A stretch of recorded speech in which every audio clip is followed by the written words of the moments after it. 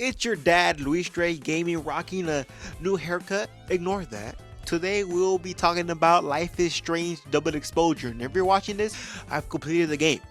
And I'm going to be doing my review, which means I've played games of this genre before. So think Telltale's The Walking Dead, Telltale's The Expanse, Tales of the Borderlands, all the Life is Strange games. So to keep it short, I'm going to tell you the format. I'm going to name a category, so gameplay, art direction, world design, and I'll say the good and bad. And I'll do that for every single category, and at the very end I'll give my score out of 10.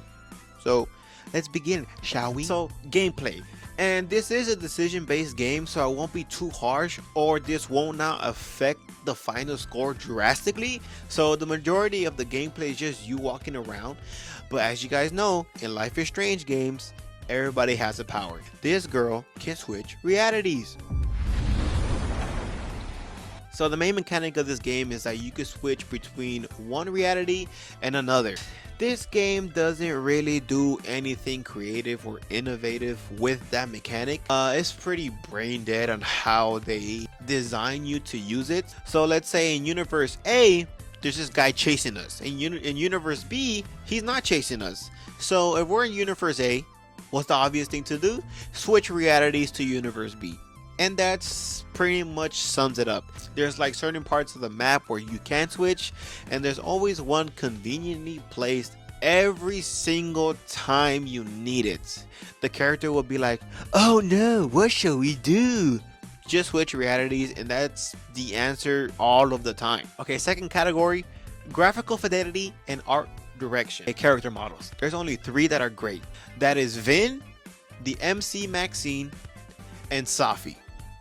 Everybody else looks like Play-Doh. That is the best way I could describe it, like clay. But they don't look good. They do not look good. Just look at this guy. Who's this? Hey.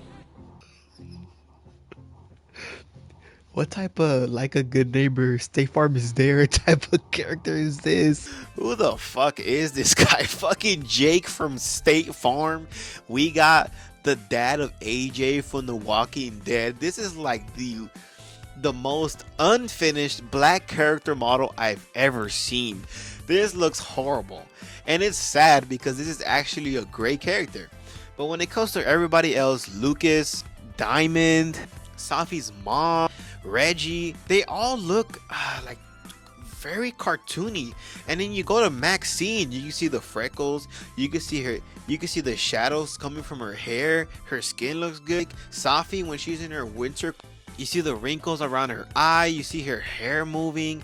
It looks great. And then Vin, his hair looks great, his face doesn't look all Play-Doh-y, nothing. And then you go to these other characters that just look bad. They look unfinished. But this game does have some great graphical moments. Here's an example of the end. Who the fuck do you think you are? And here's an example of the close-up. Can you not do that again? It's Amanda.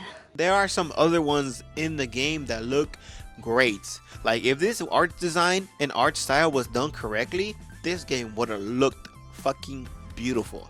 But unfortunately, they kind of cheaped out. Remember that reality switching mechanic I mentioned? Well, it looks bad. Holy shit. A literal line is drawn vertically, and it's just a blurring effect. Also, throughout the story is revealed that Safi has appearance shifting powers. So every single time she switches, just pink colorful lights. It doesn't look cool or nothing. Alright, when it comes to sound design and soundtrack pretty much non-existent. There's 2 songs. The songs that are in this game are not used in any special way. It's just background music to a YouTube video. That's how they used it. That is how they used it. It is not integrated whatsoever.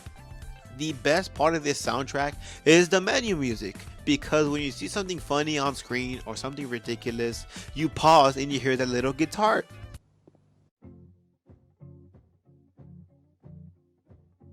For some reason, that audio really did click for me. Like that's the perfect thing you want to hear when you're recollecting your thoughts. But besides that, soundtrack pretty much non-existent.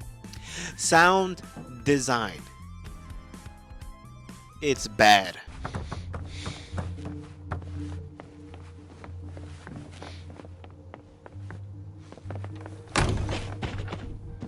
This sound design is so bad.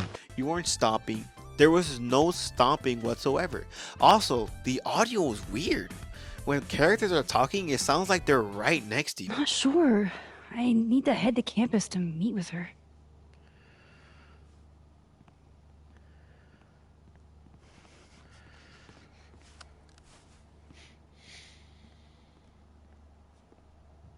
I can't thank you. I don't know, it sounds muffled, it sounds echoey.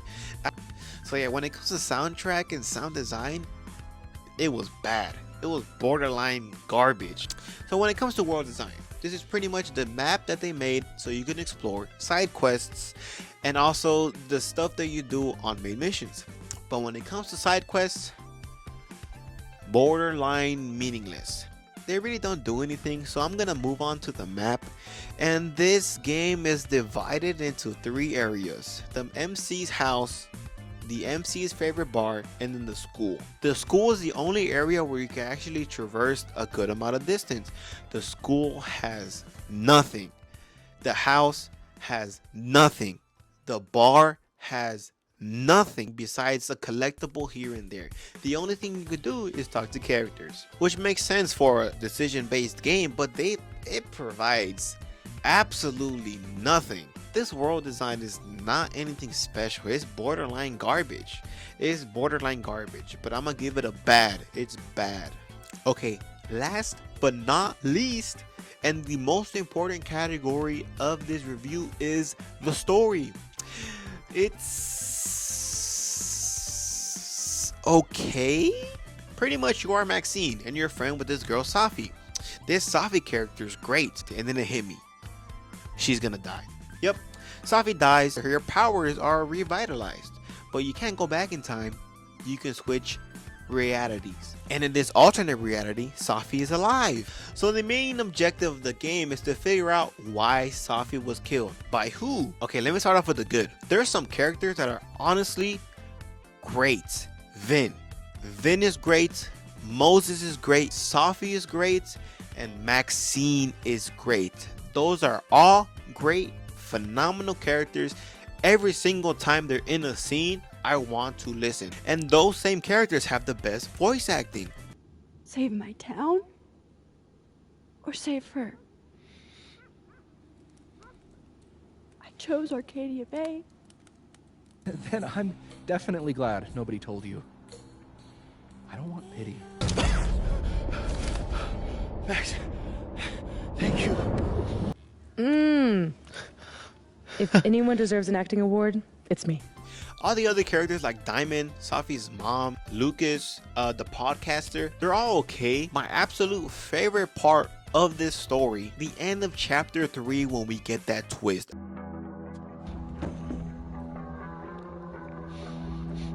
What is this?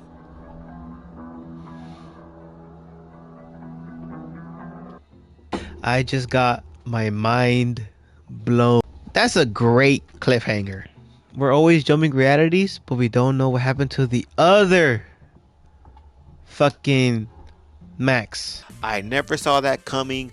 I don't know how they're gonna make it make sense, but I was there. I was fully invested at that point. But it suffers. They introduce a couple of plot points that they don't expand upon like at all. So since there was a murder, they obviously sent the police to investigate. He disappears because of a paradox, and they don't explain that whatsoever. We never see this character again. He did absolutely nothing. Didn't have any interesting plot points. His character was like 3 scenes and then he just fucking disappeared. There is another plot point with this podcaster, and she's a chismosa. Just for background, you were close friends with Safi Llewellyn Fayed. Oh.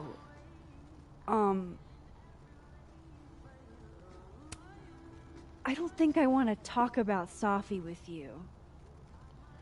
Pleading the fifth, huh? She's all up in everybody else's business because she wants the news. It makes sense that she would know some things that Maxine wants to know, right? But they don't expand on it whatsoever. She just pops up every now and then and provides nothing. Another plot point gone. So later on in the story, you could choose to kiss Vin. They never made it clear that he was a love interest. They made it clear from the get-go that Amanda, the girl that Maxine literally said she liked, was the love interest. Definitely thinking a date thing. I mean, I literally chose it. So it was just strange and out of nowhere. Like, it was pretty clear that they were just friends. So another plot point that was just straight up fucking forgotten. So Vin and another side character, Diamond, are part of a secret club called Abraxas. And it does nothing. Nothing. We don't see other members. We don't see how they operate. We don't see their base. We don't see nothing. Absolutely nothing. Nothing. They had so much potential to do a lot of shit, but they did absolutely fucking nothing. Nothing. So yeah, back to the good. There was chapter 3 with that brilliant twist, and then chapter 4 in the beginning, Safi and Maxine have a heart-to-heart because they both have powers, so they can now both talk about it. That was a great scene. Chapter 3 and chapter 4 are the best, but then chapter 5, so at this point of the story, Maxine can switch realities and go back in time. So now she's trying to prevent Safi's murder, but then Safi suddenly gains the ability to affect every single person she's transformed into, which causes a fucking mess, which causes a storm and a tornado, and then now Maxine has to go back in time, blah blah blah. It's a fucking mess. The ending is so mid, so underwhelming, so disappointing. And in the category where you want it to carry, where you want it to be the most important, where you want it to be the best part, it's good at best. And that is simply because of the characters. Those 4 characters carried so fucking hard. Okay, so my final score out of 10 for Life is Strange Double Exposure is a 4 out of 10. This game had so much potential, but they cut so many corners. You could see it in the animation and the voice acting and the story and everything that was forgotten. It's mid, it's bad, and it sucks because True Colors was fantastic. I believe when I first played that game, maybe 4 years ago now, 2021, I'd give it a 9 out of 10. It had RPG aspects. There was an entire city you can explore. There was fucking dialogue options you can unlock depending on who you talk to while you're in the open world. It was fucking great. So I'm giving Life is Strange Double Exposure a 4 out of 10.